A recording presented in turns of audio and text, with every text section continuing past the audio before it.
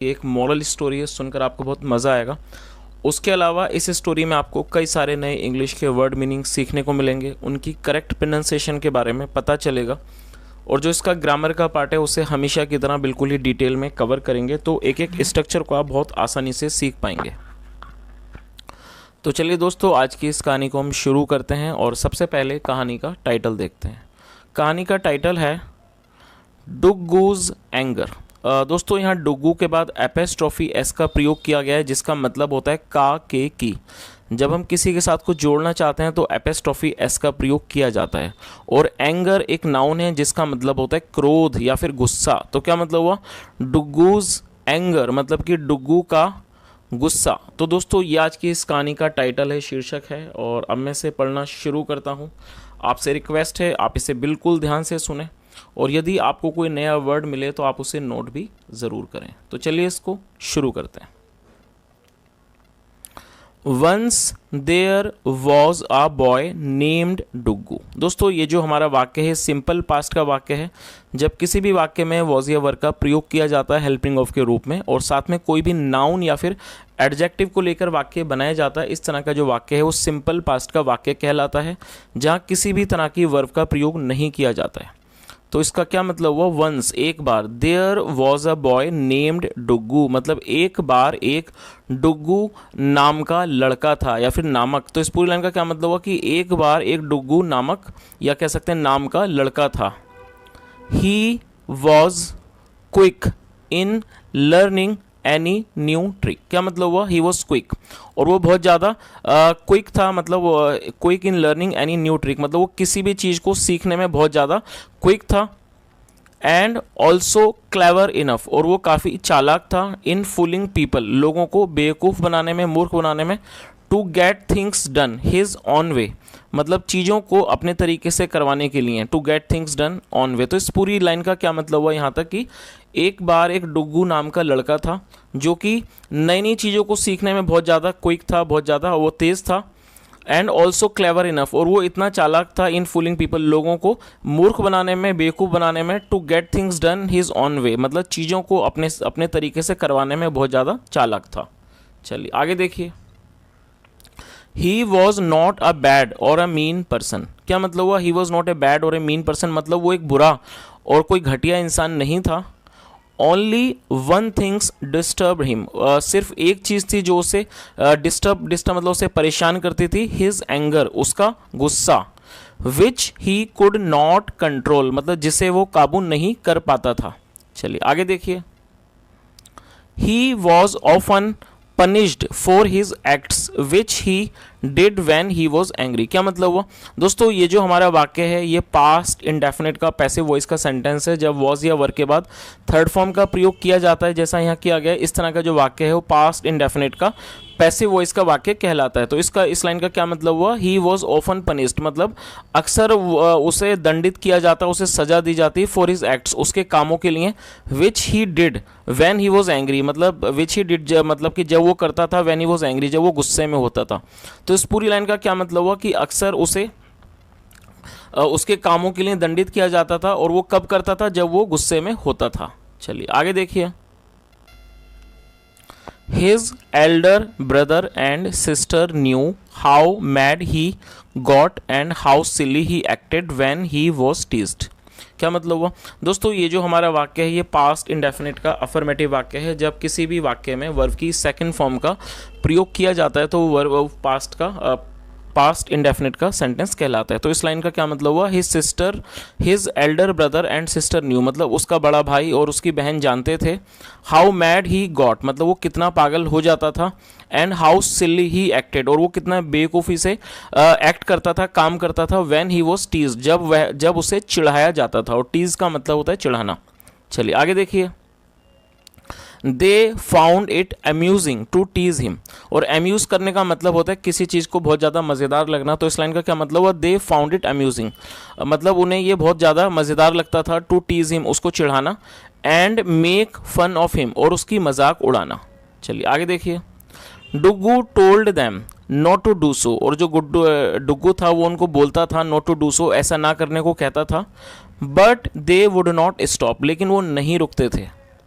सो इसलिए one day एक दिन ही स्क्रीम्ड एट देम, और स्क्रीम का मतलब होता है चिल्लाना और ये सेकंड फॉर्म है, तो क्या मतलब हुआ, so one day he screamed at them मतलब एक दिन वह उन पर चिल्लाया। I will get even with you one day, क्या मतलब हुआ, I will get even with you one day मतलब एक दिन मैं आपकी बराबरी करूंगा। दे रैन टू देयर पेरेंट्स, और ये रन की सेकंड फॉर्म है, दे रैन टू देयर पेरेंट्स, वो अपने पेरेंट्स अपने माता के पिता के पास भाग कर गए। एंड टोल्ड देम, और उनको बताया, what Duggu had said, Duggu ने जो कहा था वो उन्होंने अपने माता पिता को बताया। चलिए आगे देखिए। Poor Duggu he was punished once again, और ये भी हमारा पास्ट इंडेफिनिट का पैसिव वॉइस का सेंटेंस है, मतलब पुअर डुग्गू बेचारा Duggu, he was punished once again, उसे फिर एक बार दंड दिया गया, उसे फिर एक बार सजा दी गई। ही न्यू, वह जानता था, दैट कि his weakness had landed him into trouble, क्या मतलब हुआ, ही न्यू मतलब वह जानता था कि his weakness had landed him into trouble मतलब जो उसकी जो कमजोरी है, जो गुस्सा करने की जो वीकनेस है, कमजोरी है, had landed him into trouble वो उसको परेशानियों में डाल दिया करती थी। अगेन मतलब कि दोबारा से। I have to soon find a solution to control my anger, क्या मतलब वो, I have to soon find, find मतलब ढूंढना, I have to soon find a solution मतलब मुझे जल्दी ही एक सोल्यूशन मतलब एक तरह से कह सकते हैं समाधान, मतलब आई have to soon find a solution, मुझे जल्दी ही एक समाधान ढूंढना होगा, टू कंट्रोल माई एंगर अपने गुस्से को काबू करने का, कंट्रोल करने का। ही डिसाइडेड उसने फैसला किया। Then with his clever mind, और फिर उसने अपने मतलब क्लेवर माइंड से, अपने चालाकी वाले दिमाग से, ही थॉट उसने सोचा, every time my brother and sister tease me, क्या मतलब हुआ कि जब भी मेरा भाई और मेरी जो बहन है वो मुझे चिढ़ाएंगे, I will slowly count till 10, क्या मतलब वो, आई विल स्लोली काउंट मतलब मैं धीरे धीरे गिनती करूंगा, काउंटिंग करूंगा, टिल 10 मतलब 10 तक मैं धीरे धीरे गिनती करूंगा। चलिए आगे देखिए। नेक्स्ट डे अगले दिन, Duggu's brother and sister teased him again, क्या मतलब हुआ, अगले दिन डुग्गूज ब्रदर मतलब कि अगले दिन Duggu's brother and sister teased him again मतलब अगले दिन डुग्गू के भाई ने और बहन ने उसे दोबारा चिढ़ाया। Duggu knew that if he reacted to them, क्या मतलब हुआ, डुग्गू न्यू मतलब डुग्गू जानता था, दैट की यदि, इफ ही रिएक्टेड की यदि उसने रिएक्ट किया मतलब प्रतिक्रिया करी, टू देम उनके लिए, ही विल बी पनिश्ड उसे सजा दी जाएगी। और दोस्तों ये जो हमारा वाक्य है ही विल बी पनिश्ड, ये फ्यूचर इंडेफिनिट का पैसिव वॉइस का सेंटेंस है। और जब आप इस स्ट्रक्चर को नोट कर सकते हैं, जब आप फ्यूचर इंडेफिनिट में कोई भी पैसिव वॉइस का वाक्य बनाना चाहते हैं तो वहाँ विल बी के बाद वर्ब की थर्ड फॉर्म का प्रयोग किया जाता है। तो इस पूरी लाइन का क्या मतलब हुआ, जो डुग्गू था वो जानता था, इफ ही रिएक्टेड मतलब टू दैम यदि उसने उनके ऊपर रिएक्ट करा मतलब कि उसने प्रतिक्रिया करी, ही विल बी पनिश्ड उसे दंड दिया जाएगा, उसे सजा दी जाएगी। He started counting slowly. और दोस्तों ये जो हमारा वाक्य है ये भी पास्ट का वाक्य है और आप इस स्ट्रक्चर को नोट कर सकते हैं। जब आप कोई भी ऐसा वाक्य बनाना चाहते हैं जहां वाक्य की टेल पर लगा लगी जैसे शब्द आए तो वहां पर इस स्ट्रक्चर का यूज़ किया जाता है। स्टार्टेड के साथ वर्ब की फोर्थ फॉर्म का प्रयोग किया जाता है। तो क्या मतलब हुआ, ही स्टार्टेड काउंटिंग स्लोली मतलब वह धीरे धीरे गिनती करने लगा, गिनने लगा। His brother and sister could not understand, और जो उसका भाई था और जो उसकी बहन थे, कुड नॉट अंडरस्टैंड वो नहीं समझ सके, what he was up to कि वो क्या करने वाला है, वो मतलब क्या कर रहा है। They started laughing at him वह उस पर हंसने लगे। और ये जो दे है ये प्लूरल नाउन है जो उसकी ब्रदर और सिस्टर के लिए यूज़ किया गया। तो इस पूरी लाइन का क्या मतलब हुआ, they started laughing at him वह उस पर हंसने लगे। बट ही डिड नॉट पे एनी अटेंशन, पे अटेंशन का मतलब होता है ध्यान देना, बट ही डिड नॉट पे एनी अटेंशन टू देम लेकिन उसने उन पर कोई भी ध्यान नहीं दिया। एंड कंटिन्यूड काउंटिंग और उसने गिनती करना जारी रखा। चलिए आगे देखिए। Seeing that Duggu was not affected they went away, क्या मतलब वो seeing that Duggu was not affected मतलब ये देखकर कि जो डुग्गू है वो बिल्कुल भी प्रभावित नहीं है, अफेक्टेड नहीं है, दे वेंट अवे वो चले गए, वे दूर चले गए। चलिए आगे देखिए। For many days that followed, Duggu did not pay attention to the pranks of his brother and sister, क्या मतलब हुआ, for many days that followed मतलब आने वाले कई दिनों तक Duggu did not pay attention Duggu ने ध्यान नहीं दिया to the pranks of his brother and sister मतलब जो उसके भाई और बहन की जो प्रैंक्स थी, जो उनकी मजाक थी छोटी छोटी, उनके ऊपर डुग्गू ने बिल्कुल भी ध्यान नहीं दिया। एंड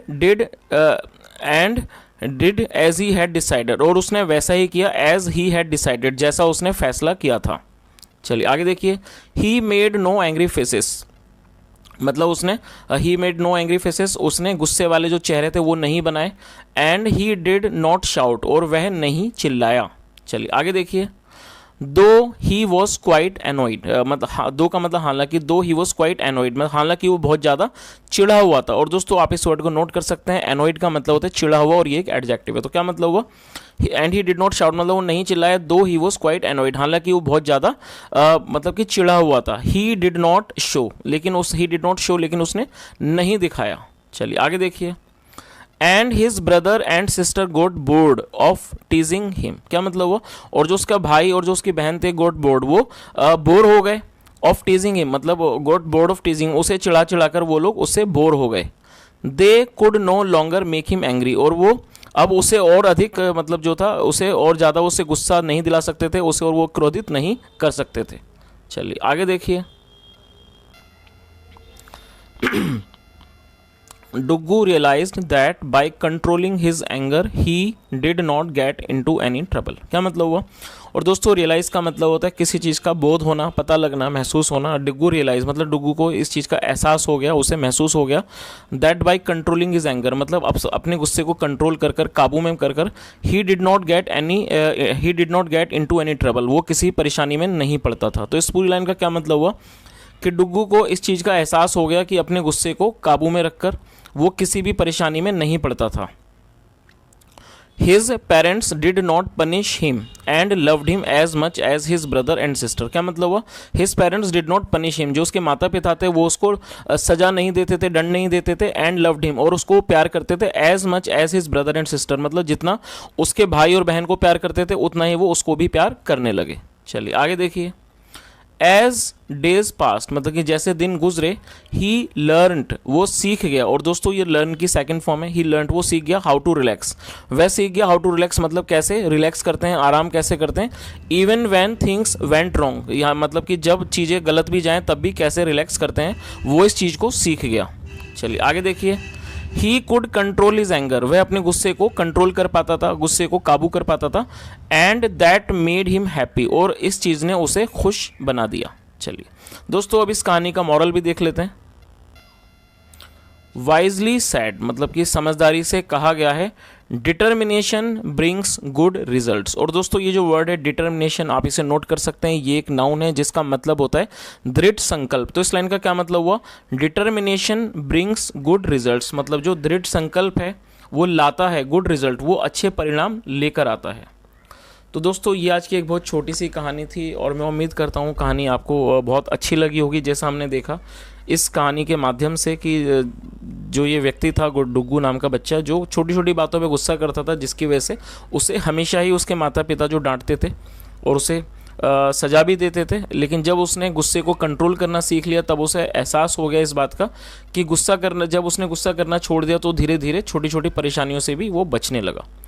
तो दोस्तों ये आज की एक बहुत छोटी सी कहानी थी, बहुत ही अच्छे संदेश के साथ, और मैं उम्मीद करता हूँ कहानी आपको अच्छी लगी होगी।